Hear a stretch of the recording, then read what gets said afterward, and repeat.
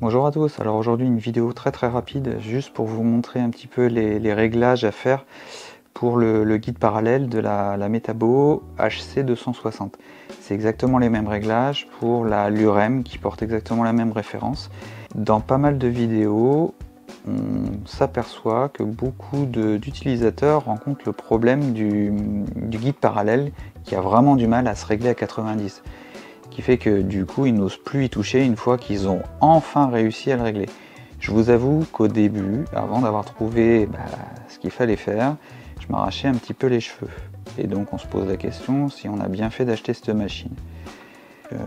Mes premiers réglages étaient plutôt fastidieux et je me suis dit zut, dans quoi je me suis embarqué. Au prix où on paye la machine, on s'attend un petit peu à quelque chose de qualité. En fait, on s'aperçoit après que les réglages sont vraiment très basiques, très faciles à faire une fois qu'on sait le faire. La notice ne le stipule pas forcément et en plus, je ne sais pas si vous êtes comme moi, mais les notices, elles sont dans le placard, dans le tiroir et après on les regarde plus trop. Je vais vite fait vous donner mon sentiment sur cette machine, je la trouve vraiment très efficace, j'ai aucun problème à passer du bois massif.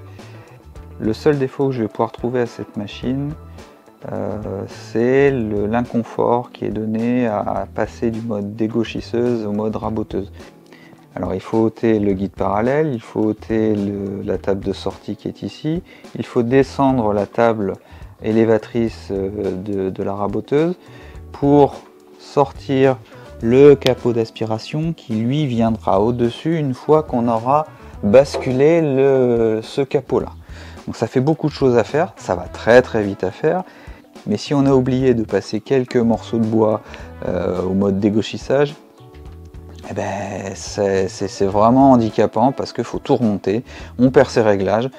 Bon voilà, c'est pas aussi rapide que deux tables qui s'ouvrent, mais en même temps c'est pas le même prix non plus, c'est pas le même type de machine.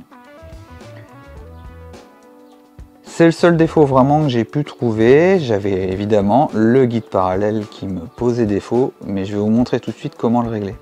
À l'arrière de ce guide, on trouve la molette qui nous permet de régler en profondeur le guide parallèle et de l'enlever.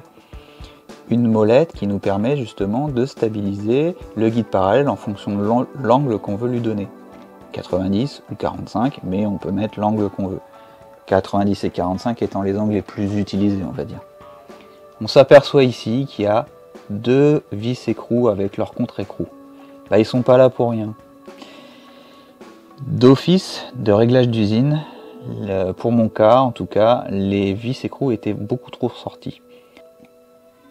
Ce qui avait pour conséquence, une fois que je voulais régler mon 90, et que je serrais la fameuse molette en question qui vient stabiliser tout ça, ça mettait en porte-à-faux la butée contre le contre-écrou. Ce qui fait qu'à chaque fois que je venais serrer, ça venait se dérégler. J'avais la partie haute ou la partie basse qui s'écartait de mon équerre, rendant impossible l'équerrage à 90 parfait.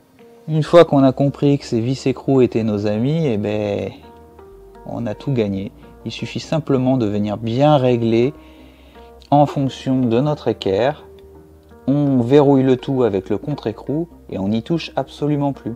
Par contre, une fois qu'on a enlevé son guide parallèle pour le passer en raboteuse et qu'on le remet en mode dégauchissage, il convient de quand même vérifier son équerrage.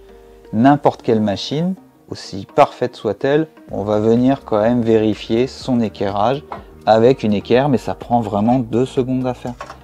Et puisque des images valent mieux que des mots, je vais vous faire une démonstration. Donc là, on s'aperçoit bien que je suis à 90. Le jour que vous pouvez voir ici est lié à l'aluminium qui a été employé pour ce guide parallèle, qui crée un léger creux ici, mais ça enlève en rien l'efficacité du 90. Donc là, je suis bien à 90 ici, je suis bien à 90 ici aussi.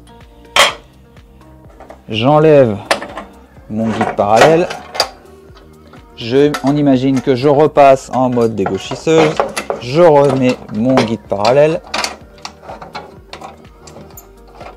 Et pour l'instant, j'ai encore pas touché au 90, j'ai pas eu besoin puisque je veux repasser au 90. Et bien là, je suis parfait. Ça n'a pas bougé dans son réglage. sais pas si on voit bien. On voit bien. Ça n'a pas bougé dans son réglage, donc c'est parfait.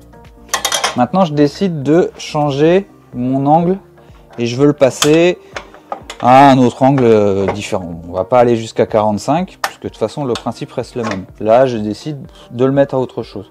Je fais mon réglage. Voilà. Je veux repasser à 90. Je serais tenté de me dire, bah, je le mets en butée, je viens serrer. Mais c'est pas aussi facile que ça.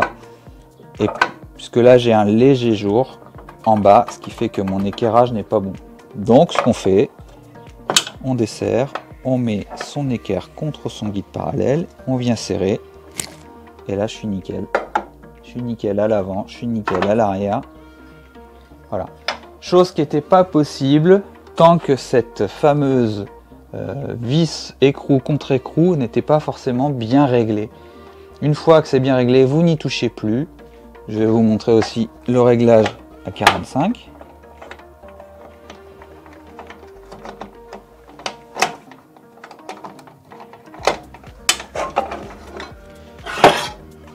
Et ça se fait exactement de la même façon.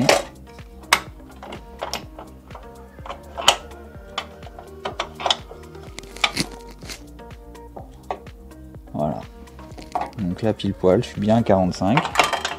Je rebascule à 90.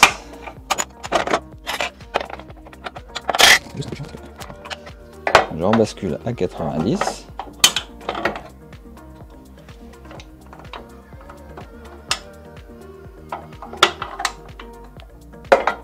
Voilà, nickel. Voilà, vidéo vraiment très courte. J'espère qu'elle aura répondu à vos interrogations sur l'efficacité de ce guide parallèle qui est vraiment très bon une fois qu'il est bien réglé. Et puis bah, qui vous permettra de ne plus hésiter à acheter ce genre de machine. Et si vous l'achetez, bah, bien sûr sur Outils des Pros. Allez, à ciao, à bientôt.